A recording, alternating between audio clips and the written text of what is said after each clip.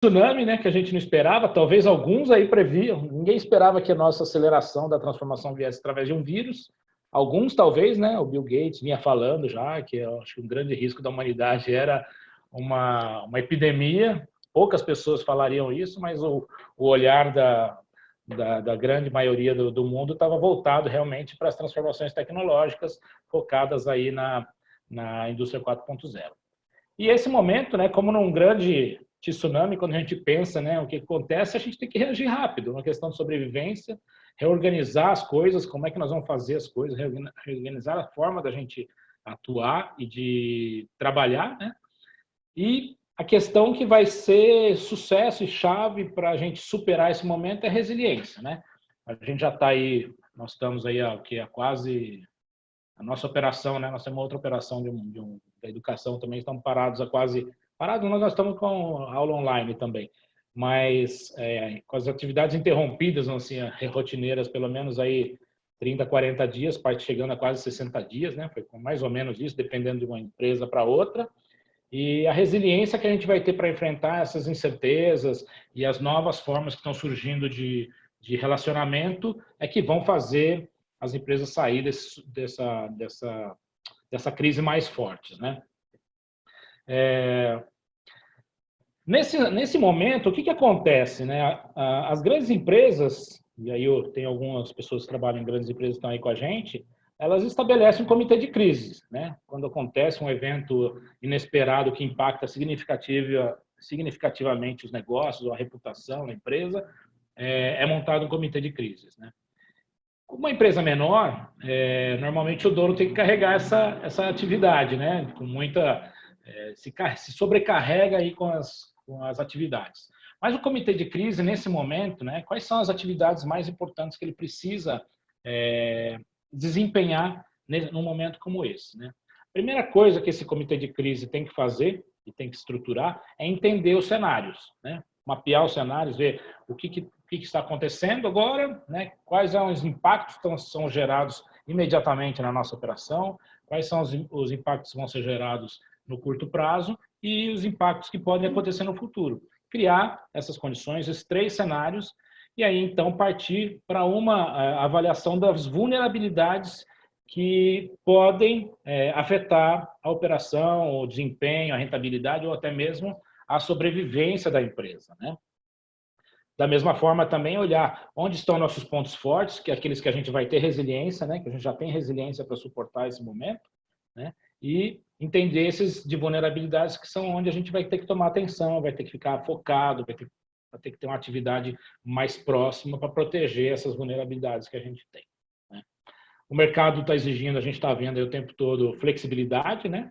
Então está surgindo muita coisa, né? A gente vê o brasileiro realmente é um cara inovador, né? A gente vê muita condição de inovação, muitas mudanças que estão sendo feitas para se adaptar ao mercado e a velocidade é a palavra de ordem, né? Então flexibilizar as coisas, flexibilizar o formato de atendimento, flexibilizar a condição de produtos, enfim, aplicar pequenas inovações no negócio para você poder dar continuidade onde você achar a oportunidade, né?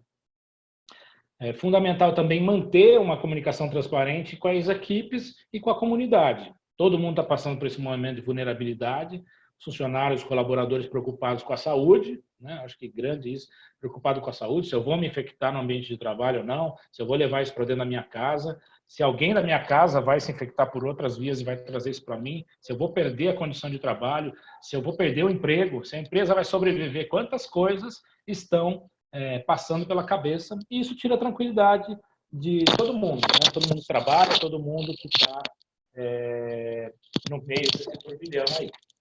Então, a questão da transparência é uma forma de levar a informação correta para os colaboradores, né? Dizer, olha, a situação é essa, a empresa está trabalhando com esses cenários, é isso que vai acontecer. É fundamental mostrar isso até para gerar engajamento.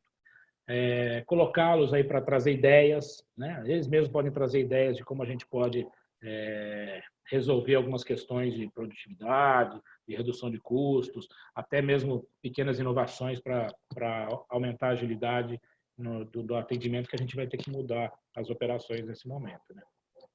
E com a comunidade também, né? A comunidade, nós estamos falando dos nossos clientes que estão lá sem saber se vão receber o nosso produto, eles estão tendo clientes ou não estão tendo clientes, os nossos fornecedores, o impacto, a comunidade que está no entorno, né? Dependendo do tamanho da empresa, a gente está num ambiente onde os governos, a prefeitura, é muito afetada pelo faturamento da empresa. É um grande agente de receita para o município.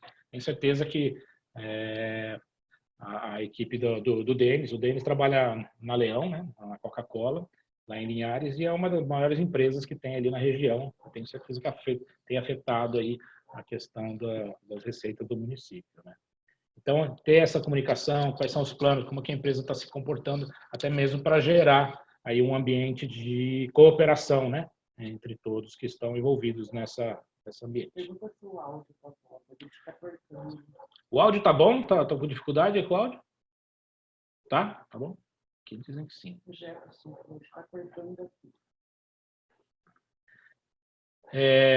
Outro ponto, então, importante, né? Acho que agora a parte de rever os canais de relacionamento, básico isso, né? A gente está tudo em casa e a forma como a gente estamos fazendo compras, a forma como nós estamos nos relacionando com o comércio mudou de maneira absurda aí, né? Alianças e parcerias. Eu acho que a gente tem que olhar, né? Um ponto importante. É lógico, nesse momento a gente tem que saber o que vai acontecer com a gente e também ter um relacionamento forte com os nossos fornecedores, os principais fornecedores, porque eles também estão sendo afetados. Quem vai sobreviver? Quem vai conseguir retomar? Como eles estão calçados? É importante ter essa conversa para a gente saber como eles estão trabalhando nesse alinhamento, o plano que eles têm também de retomada. Até para saber quando essa cadeia começar a reagir, com quem que eu vou poder contar, né?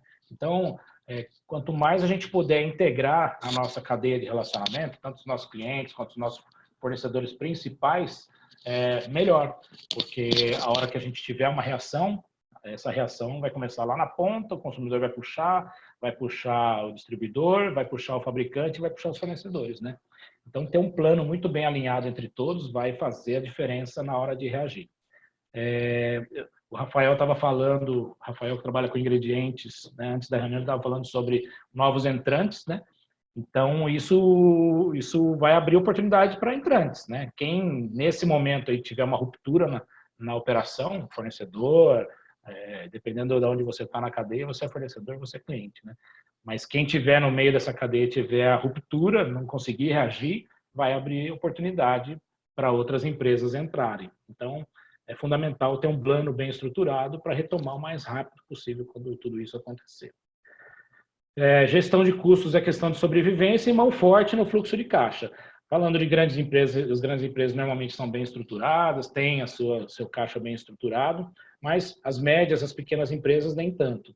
Então, é uma grande oportunidade, o Comitê de Crises pode ajudar nesse processo, deve ajudar nesse processo, gerar análises fortes de custos, né? Custos desde produtos, entender realmente as margens dos produtos, quais são os produtos que têm margens menores, quais são os produtos que têm margens melhores, quais são aqueles produtos que a gente tem condição de entregar com mais facilidade, com menor custo, que vão afetar de alguma forma o nosso resultado financeiro. E de repente a gente vai entrar para estar fornecendo produtos que têm margem negativa e aí a situação só vai piorar, né? E a mão forte no fluxo de caixa. Acho que é importante isso. Médias e pequenas empresas têm dificuldade, muitas vezes, de entender a questão do fluxo de caixa, né? Então, é importante fazer um trabalho de entender como está o fluxo de caixa, qual o período, por quanto tempo eu consigo suportar e fazer esse comparativo de acordo com aqueles cenários que a gente falou no início. Um cenário atual, onde a venda é zero, um cenário futuro, que eu não sei aí quando a venda vai retomar, em que nível ela vai retomar, e um cenário mais à frente ainda, que vai dizer para mim, olha, a gente vai retomar a atividade aqui para ver até onde meu fluxo de caixa aguenta, e então dali vão sair outras iniciativas, outras ações para a gente tomar para proteger a organização. Então, essas são aí questões importantes que um comitê de crise deve tomar. Uma empresa familiar, é importante chamar, de repente, as pessoas de confiança, sempre tem pessoas de confiança que estão aí liderando os processos dentro da empresa e dividir as atividades, né, para que a gente possa decidir em comitê e aí Muitas das vezes, o próprio consultor, o contador, né? A gente tem aqui contadores junto com a gente, os consultores podem ajudar nesse papel de fazer essa análise e somar esforços para enfrentar esse momento crítico aí. Tá? Então, tá aí a primeira dica, acho que é importante para a gente pensar como gerenciar a questão da crise nesse momento. Tá? Bom, uma vez que a gente estabeleceu esse comitê de crise, o que a gente vai fazer o agora, no meio e no depois? Né? Então, aqui a gente dividiu em 3 etapas, né? 3 etapas de análise que a gente vai trabalhar, que é o imediato, né? Que é a criação do comitê de crises, lidar com as interrupções. O que vai acontecer? Provavelmente, né, a gente já está ensaiando a volta, né? Muitas prefeituras, governos estão tentando aí, olhando pela curva, acha que a curva já está atenuando, enfim, vão tentar fazer algum retorno da atividade econômica. E isso, o que vai acontecer? A gente não vai ter um retorno natural. Esse retorno vai ser cheio de solavancos. Né? Então, a gente está vendo, por exemplo, Santa Catarina fez um trabalho muito forte logo no início. Eles bloquearam as entradas das cidades e fizeram um bloqueio muito forte de circulação. E lá, realmente, a disseminação do vírus foi muito baixa. E aí, semana passada, eles começaram a fazer o relaxamento do isolamento. E explodiu os casos de Covid na última semana. Né? Então, isso vai acontecer. À medida que a gente tiver aquela sensação de que a coisa está controlada, as empresas vão tender a colocar as operações para funcionar. E isso vai trazer, a gente vai ter que lidar com interrupções. Por quê? A gente tem um case, né, de um fornecedor, um colega que a gente estava conversando sobre o Equador. Né? Ele é um fornecedor de matéria-prima para o Equador, e esse cliente dele do Equador dizendo o seguinte: a grande questão que eles estão enfrentando dentro da fábrica não é nem ter matéria-prima ou ter demanda de produção, é ter equipe para produzir. Porque eles colocam a equipe para produzir, aparece um caso de coronavírus, e aí tem que afastar a equipe inteira. Né? Tem que pôr todo mundo na quarentena, isolar a equipe e colocar outra equipe para trabalhar. Né? Então, esse vai ser um risco forte que as operações vão ter. Na hora que começar o retorno, apesar dessas regras de distanciamento que foram colocadas, é um risco forte que as operações vão ter, de surgir um caso. Né? Então, a gente coloca aqui como uma ação importante também o plano do Covid-19, olhando para a saúde e segurança dos colaboradores. Tá? A gente já sabe que uma das coisas das políticas que vão vir é voltar com o uso de máscara obrigatório em todos os lugares, né, em todas as atividades com o uso de máscara, mas algumas coisas a mais vão ter que ser feitas. Higienização constante do ambiente de trabalho, é possível que seja necessário fazer testes com os funcionários, de testes rápidos de SWAB, algumas empresas já estão fazendo isso, nós estamos com os fornecedores da China trazendo esses produtos, aí, Denis, se vocês precisarem também, a gente tem como aproximar vocês também, para fazer testes rápidos e poder tomar decisões preventivas no momento dessa operação, porque isso vai acontecer. Então, tem que fazer um plano certo, olhando também para a relação das normas de segurança, essa parte da saúde que vai ser fundamental. A gente também está desenvolvendo o plano do Covid para as empresas que precisarem, quando elas forem fazer o trabalho de retorno, existe um plano de Covid pensando nessa parte, olhando para as normas de segurança e de saúde dos colaboradores. É um diagnóstico que vai fazer da operação que tem, o que ela demanda, que de exposição os colaboradores vão estar envolvidos, e aí a gente cria um plano formal de atuação da empresa, com a higienização, com as ações preventivas, enfim, para que a empresa possa ter tudo isso bem estruturado e voltar com mais segurança para o trabalho e diminuir esse risco que tem aí, tá?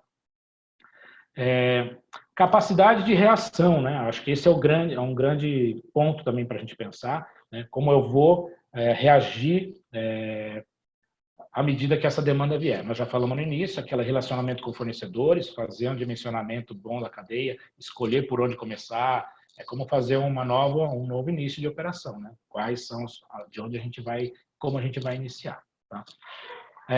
A análise SWOT é uma ferramenta importante também para fazer, onde a gente vai enxergar nesse cenário, eu vou falar um pouco mais para frente sobre ela, ela ajuda a clarear quais são os pontos de atenção que a gente tem e ações estratégicas que a gente precisa tomar. Tá? Então, falando do controle forte do fluxo de caixa. Então, é isso o plano de guerra agora, né? Olhar para isso e construir esse plano de guerra muito estruturado. No curto prazo, então, olhar para esses cenários que a gente vai ter início de retomada, se vai demorar mais, se vai demorar menos, como é que eu vou estar preparado para esse momento, reacessar as demandas dos clientes, ver quais são as tendências daquele meu mercado, se é um mercado que vai demorar mais ou menos, nós vamos falar isso um pouco mais para frente, rever essa parte da previsão de vendas ou da carteira de pedidos, aquilo que a gente tinha anteriormente com base de comercial, precisa fazer uma relação, né? Porque é possível que os clientes que estão na frente, pode ser que tenha gente que vai quebrar, né? Pode ser que tenha gente que não vai ter condição de estar consumindo de você agora, e da mesma forma olhar para trás junto com os fornecedores. E construir essa base de recuperação, né? Então, a partir do momento que a gente entendeu isso, ok, é essa demanda que eu vou ter, construir o plano de retomada das atividades e começar a acelerar a empresa para isso. E aí, então, no médio e longo prazo, promover transformações no negócio, que nós não vamos escapar disso, né? Trabalhar orientado ao cliente, né? Colocar a empresa realmente orientada ao cliente, nós vamos ver por que isso. Implementar inovações.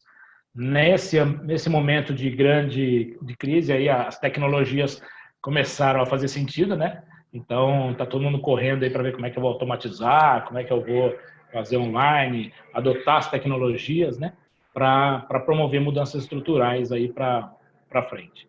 A mudança da forma de trabalho, nós vamos falar também para frente, da parte do home office, tudo que a gente está passando por agora, e ter uma equipe de alta performance que vai ter condição de alcançar todos os braços da nossa operação, seja remota, ela tem condição de acessar e dar o suporte, tanto para a operação, quanto para o cliente, quanto para a gestão da organização, né? Pensar em novos produtos e serviços, e aí, então, entrar no novo normal, né? Se é que existe, como que vai ser esse novo normal aí, né? Tudo bem, né, pessoal? Até aí? Vamos em frente. Então, a questão da matriz SWOT, né, que a gente falou no anterior, né, a matriz SWOT é uma ferramenta muito interessante para a gente analisar cenários. Uma vez que eu construí um cenário de curto prazo, de médio, de longo prazo, eu vou fazer... então, o que eu tenho que considerar nesse cenário? O volume de vendas, eu vou ter que considerar as ações de governo, vou ter que considerar o impacto da saúde, dos casos de coronavírus na empresa, todos os efeitos que a gente vai poder olhar. Nessa análise, a gente olha tanto os impactos que vêm de fora para dentro, né, essas coisas de governos, essas coisas que afetam o funcionamento da empresa, quanto de dentro para fora, as ameaças que estão lá dentro, as fraquezas que estão lá dentro que podem ser afetadas por um agente externo. Então, quando a gente olha para aquilo que está fora e olha aquilo para que está dentro, a gente começa a entender como que a gente deve trabalhar, né? E quais são as fortalezas que a gente tem naquilo que a gente está bem estruturado para enfrentar e aquilo que a gente não está tão estruturado para enfrentar, né? Aquilo que são as fraquezas, eu preciso fazer planos de contingência para que elas não afetem a nossa operação. As fortalezas são as questões onde eu vou reforçar meu time, onde eu posso acelerar, né? Então, eu tenho uma forte marca, eu tenho uma boa distribuição, eu tenho um bom conhecimento, eu tenho alcance, tenho relacionamentos, enfim, dependendo do tipo de negócio que a gente tem, eu vou colocar essas minhas forças para trabalhar. E sempre, né, olhando para oportunidades. O mercado vai gerar oportunidades, a gente falou algumas, né? Por exemplo, fornecedores que vão mancar, que não vão aguentar a crise. Então, vai abrir oportunidades para a gente poder entrar em novos negócios. Vai abrir oportunidades para a gente trazer novos produtos, novos serviços.